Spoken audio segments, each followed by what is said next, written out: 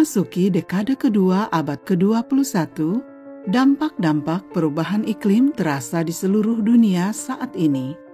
Kegiatan perekonomian dan pertambahan penduduk telah menimbulkan konsentrasi gas rumah kaca di atmosfer yang belum pernah terjadi sebelumnya dan mengakibatkan suhu udara bumi yang memanas. Permukaan air laut naik, kadar asam laut meningkat, dan iklim yang berubah memberikan dampak pada sistem alam dan manusia di semua benua. Pada tahun 2009, Indonesia menjadi negara berkembang pertama yang mengumumkan akan mengurangi emisi gas rumah kaca. Kepulauan yang terbesar di dunia ini menyadari kerentanannya terhadap perubahan iklim dan berkomitmen untuk mengurangi emisi hingga 26% pada tahun 2020 atau 41% dengan dukungan internasional. Dengan jumlah penduduk hampir 250 juta orang, Indonesia merupakan bangsa dengan jumlah penduduk terpadat keempat dan salah satu dari penghasil emisi gas rumah kaca terbesar. Melakukan konversi ke teknologi bersih bagi negara dengan perekonomian terbesar ke-16 di dunia, itu bukanlah tugas yang mudah. Emisi diperkirakan akan meningkat lebih jauh disebabkan karena bertambahnya penduduk dan perluasan ekonomi yang sangat tergantung pada bahan bakar fosil. Untuk menjadi hemat energi, sektor-sektor industri, transportasi, perumahan, dan perdagangannya akan memerlukan perubahan-perubahan yang besar. Sejak tahun 2009 telah dibuat banyak kebijakan, rencana tindakan, dan komitmen.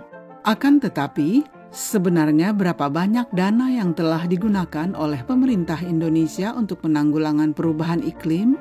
Apakah dana tersebut digunakan untuk kegiatan-kegiatan yang dapat mencapai sasaran rencana negara untuk mengurangi emisi yang ambisius tersebut? Untuk maksud tersebut, Kementerian Keuangan Indonesia telah meluncurkan sistem pemberian tanda pada anggaran atau budget tagging untuk melacak aliran dana dalam kegiatan-kegiatan pengurangan emisi atau mitigasi perubahan iklim yang didukung oleh UNDP dan UNEP. Kementerian Keuangan bertujuan untuk memahami apakah kegiatan-kegiatan yang sekarang didanai itu dapat mencapai sasaran-sasaran reduksi emisi. Sistem tersebut akan memberi tanda dan kemudian akan digunakan untuk menilai efektivitas kegiatan-kegiatan berdasarkan kontribusi mereka terhadap pengurangan emisi. Ini adalah sebuah cara untuk mengetahui berapa banyak anggaran yang telah dialokasikan dan bagaimana anggaran tersebut dipergunakan. Dapat diketahui apakah dana tersebut mencapai sasaran reduksi negara melalui pengembangan insentif keuangan untuk menghasilkan kebijakan-kebijakan atau kegiatan praktis seperti penghutanan kembali, pembaruan energi, transportasi yang efisien lingkungan, gedung-gedung yang hemat energi, sampah menjadi energi, atau restorasi tanah yang rusak. Indonesia adalah negara pertama di dunia yang telah mengadopsi sistem pelacakan anggaran tersebut. Sistem tersebut harus diberlakukan di 7 kementerian pada tahun 2015.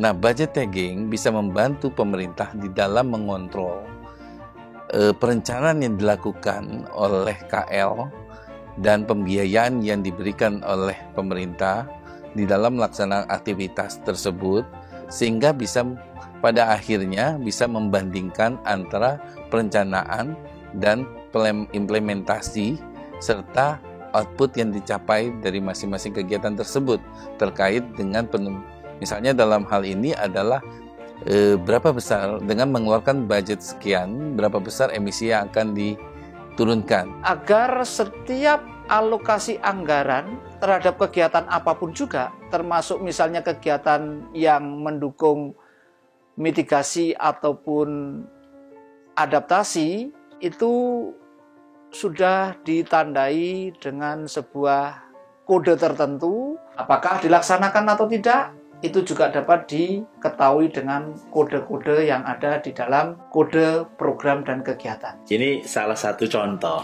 bagaimana alokasi anggaran untuk tahun anggaran 2015 terkait perubahan iklim kontribusi APBN secara nasional itu sebesar 45,3 triliun. Nah, angka 45,3 triliun ini kita dapatkan melalui budget tagging. Jadi aspek transparansi, aspek akuntabilitas itu dapat dikawal oleh masyarakat selaku stakeholder.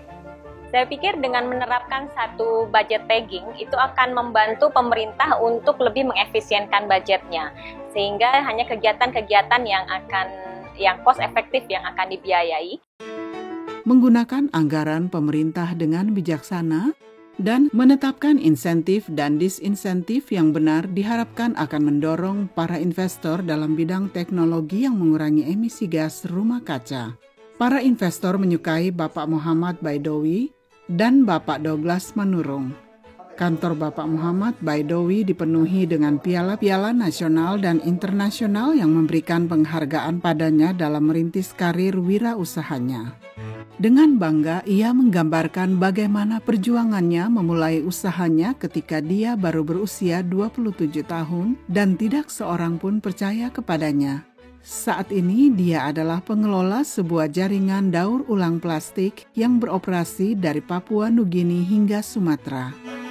Dia telah mendukung para wirausahawan di seluruh Indonesia untuk mendirikan depo-depo pendaur ulangan plastik dan memperlengkapi mereka dengan mesin penggiling plastik. Ia membeli semua produksi pelet plastiknya dan menjualnya ke Tiongkok. Kegiatan ini berawal dari pemulung, jadi nanti pemulung itu akan mengambil barang, dia keliling dari rumah ke rumah, dari tempat-tempat sampah. Kemudian pemulung ini akan storekan barangnya untuk dijual kepada bosnya, namanya depo. Kemudian di depo inilah akan mengirimkan barang-barangnya ke pabrik seperti kami. Kami akan membayar barang tersebut dengan harga yang lebih mahal, sehingga mereka mendapatkan keuntungan dari situ. Kemudian nanti di pabrik kami barulah diproses, kita pisahkan barang-barang tersebut menurut jenis dan warnanya dari plastik itu masing-masing. Itu akan bekerja ibu-ibu yang akan mengupas tutup botol dan labelnya dipisahkan sesuai jenis dan warnanya masing-masing. Kemudian dimasukkan ke dalam mesin penggiling untuk digiling plastik tersebut. Setelah menjadi cacahan, kemudian akan dicuci, dibersihkan, lalu kemudian ada proses untuk pengeringan. Dikeringkan barangnya, kemudian nanti setelah kering dimasukkan ke dalam karung. Sebagian barang ada yang kami buat menjadi barang-barang jadi seperti sapu, tetapi sebagian lagi berupa scraps kita akan ekspor ke China. Daur ulang plastik mengurangi emisi gas rumah kaca karena memproduksi plastik baru dari awal akan memakan lebih banyak energi daripada menghasilkan plastik daur ulang. Muhammad mengawali pabriknya dengan 2 pekerja.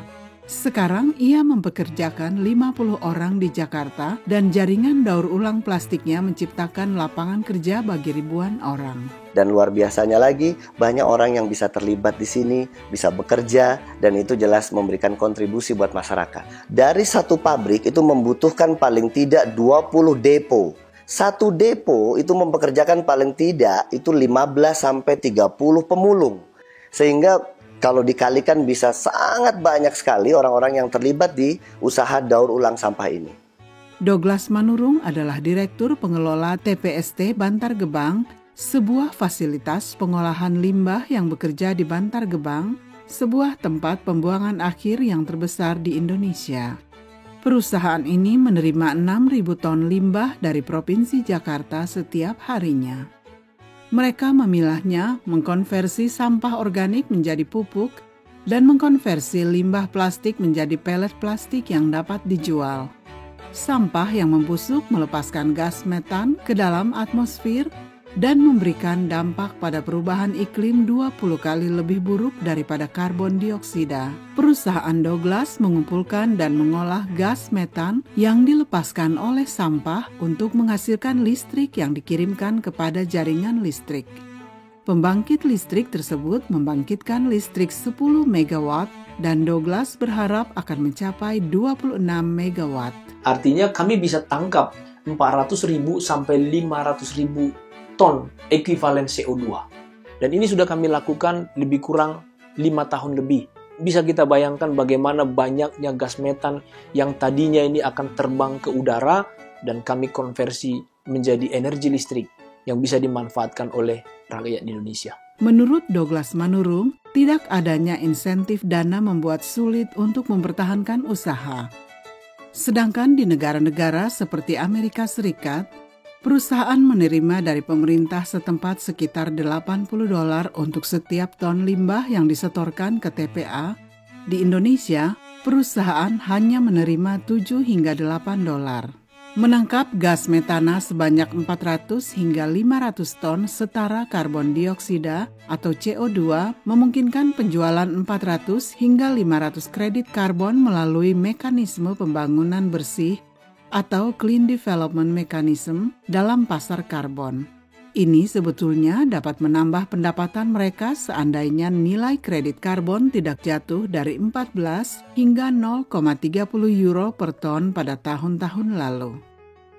Meskipun proyek-proyek seperti Majestic Buana Group atau TPST Bantar Gebang melakukan pekerjaan yang luar biasa untuk mengurangi emisi, namun pada akhirnya, insentif atau disinsentif pemerintahlah yang memungkinkan mereka untuk gagal atau berkembang. Pemerintah perlu mengenali jenis kegiatan strategis yang dapat menciptakan lingkungan yang ramah bagi masyarakat dan investasi swasta yang berhasil.